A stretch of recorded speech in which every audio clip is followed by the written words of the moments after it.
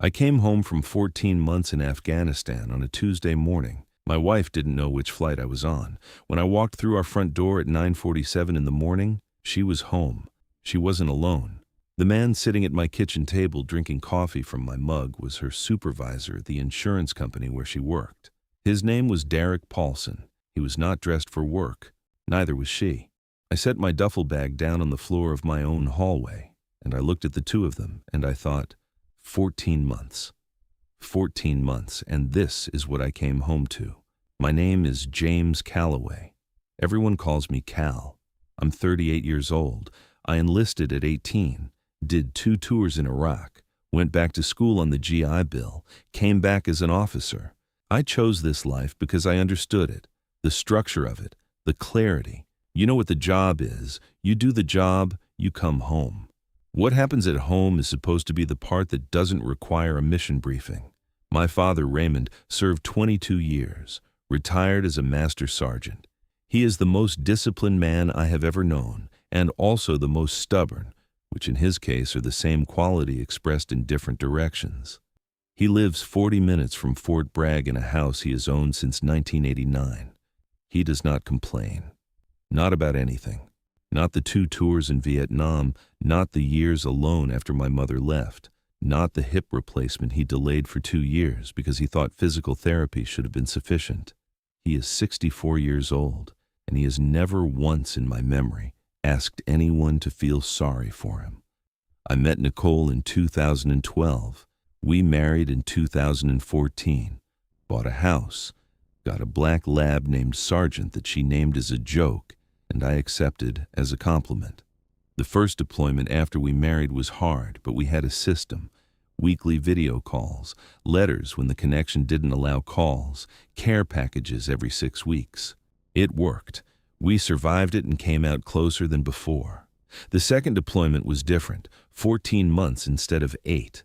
The video calls got shorter around month 8. The letters stopped around month 9. I told myself it was the distance, the time difference, the difficulty of sustaining closeness across that kind of separation.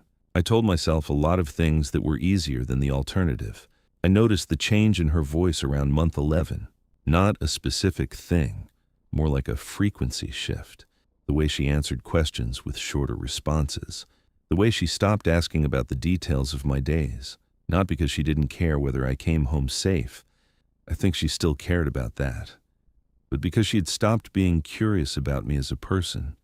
That particular absence is different from the physical one. It means something has already moved. I called her one night around month 12, 3 in the morning my time, which made it early evening for her. I had been on my feet for 30 hours, and I was in the break room of the base medical unit with a cup of coffee going cold, and I called her because exhaustion makes you reach for things. She answered on the 4th ring. Her voice was tight. There was a quality to it that told me she was somewhere she didn't want to explain. I just wanted to hear your voice, I told her. She said she was tired and we would talk tomorrow, and she hung up. I sat in that break room with the dead phone and the fluorescent light buzzing, and I thought, that is the sound of something ending. Not dramatically, just quietly, the way important things often end. I finished the cold coffee and went back to work. I changed my flight twice on the way home. The first time was a genuine delay in Germany. The second was a choice. I had a window where I could have texted her my new arrival time. I didn't. I told myself it was because I wanted to surprise her. I think the more honest answer is that some part of me had already designed a test I wasn't ready to name. When I walked in and saw Derek Paulson at my kitchen table, my first thought was not anger. It was, so I was right. That half second of confirmation before the actual feeling arrives.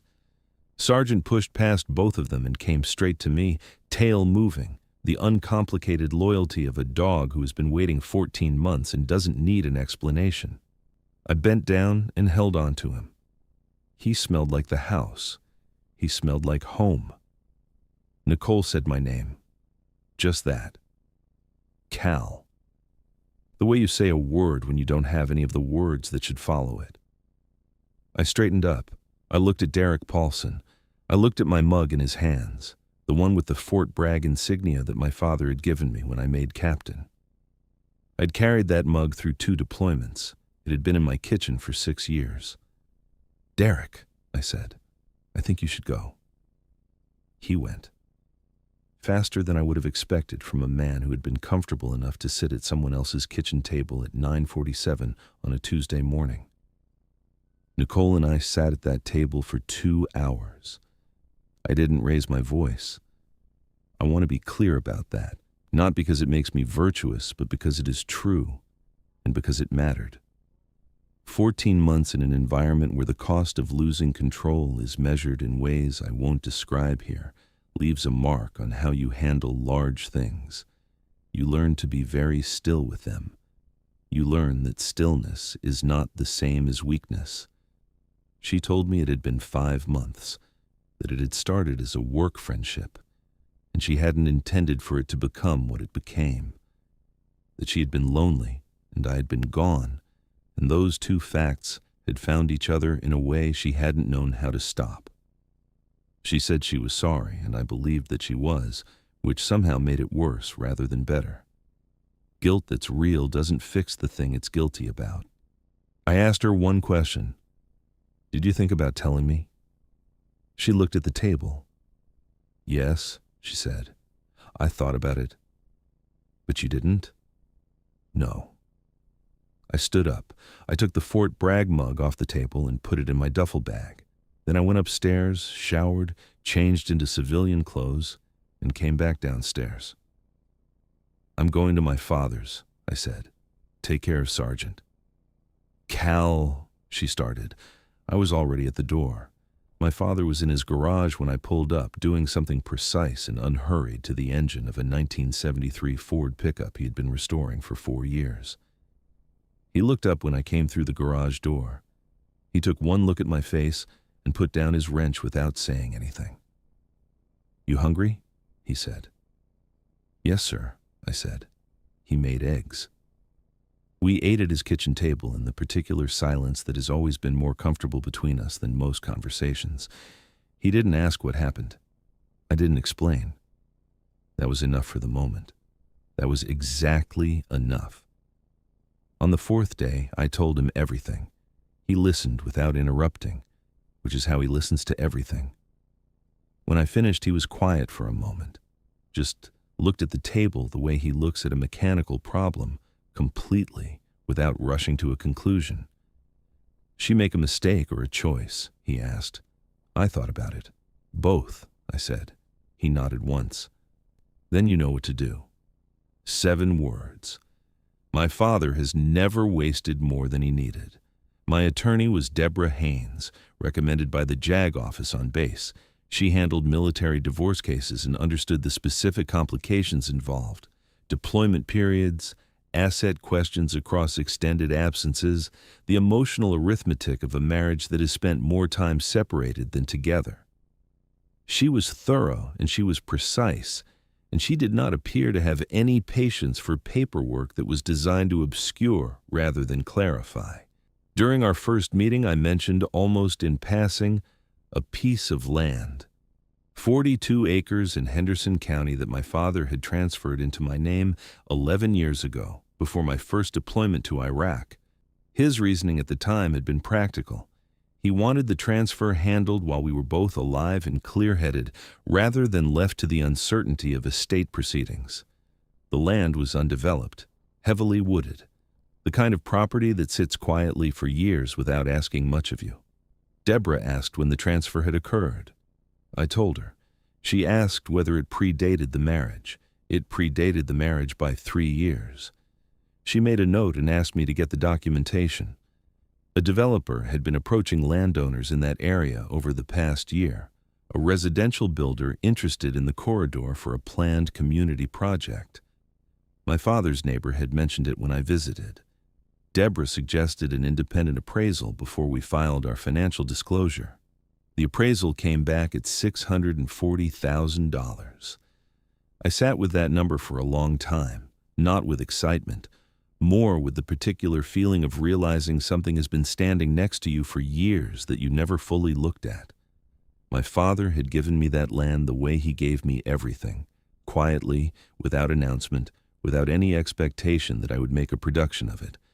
Because the transfer predated the marriage by 3 years and was properly documented, Deborah explained, the land existed entirely outside the marital estate.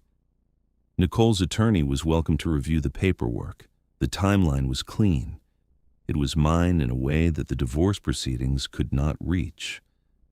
I was told that Nicole's attorney spent considerable time with the appraisal document before the next meeting could continue. The divorce finalized 8 months later.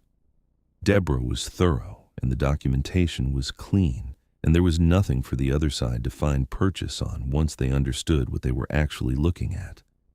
Nicole kept Sargent for the first 2 months after the settlement. Then she called me. He wasn't adjusting to her apartment, too small, no yard. He was anxious and restless, and she thought it wasn't fair to him.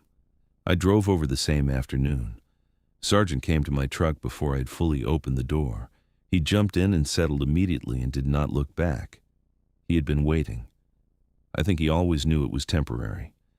That was 16 months ago. My father's pickup is nearly finished. Last month he let me help with the final phase of the engine work, which from Raymond Calloway is an acknowledgement he doesn't give easily. We worked in his garage on a Saturday afternoon and didn't talk about Nicole or the deployment or any of it. We talked about the truck, whether the carburetor needed replacing or just cleaning, whether the original paint was worth preserving, the kind of conversation that is actually about something else entirely, and both people know it, and neither one says so. I sold 8 acres of the Henderson County land in the spring to a small residential developer, kept the rest. Good land doesn't require you to be in a hurry. My father taught me that without ever saying it directly. Someone asked me recently whether I was angry, not at Nicole specifically, at all of it. The 14 months, the distance, the cost of doing the job the way I had always done it. I thought about my father putting down his wrench, the eggs he made without asking questions, 7 words that were the right 7 words. No, I said. I'm not angry. I'm just done apologizing for being the kind of man who shows up when it counts. Then I took Sargent for a walk. Some things are exactly that simple.